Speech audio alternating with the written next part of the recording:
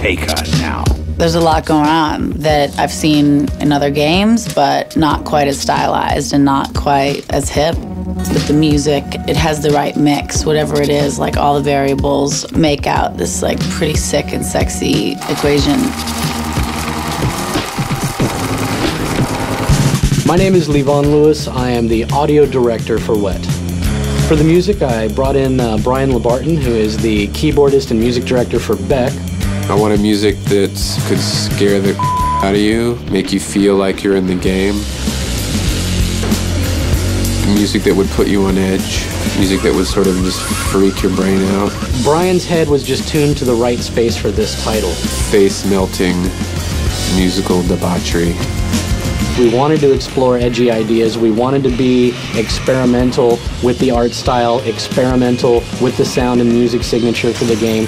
I was very aware that I wanted it to have a sort of unhinged, about to fall apart sound to it, and I think the game has that feeling too. We have this great, unique, original music score that was recorded raw and live in the studio with killer musicians from a lot of known bands. Are you ready to rock, bitches? I knew how the music needed to be able to fit in with the grindhouse feel.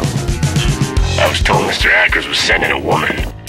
At the cash. I threw in some hip-hop, sort of dusty beats for good measure. A lot of old cowboy music, you know, inspired by Sergio Leone movies.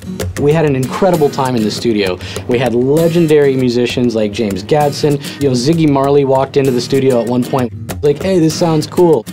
It's a real lonely kind of stuck in the desert with no water and a really pissed off sort of sound. If that's a genre, or if it's not a genre, I just created that genre. I love the sort of 70s soundtrack. It has a different feel to it. I think there's something really sexy about that.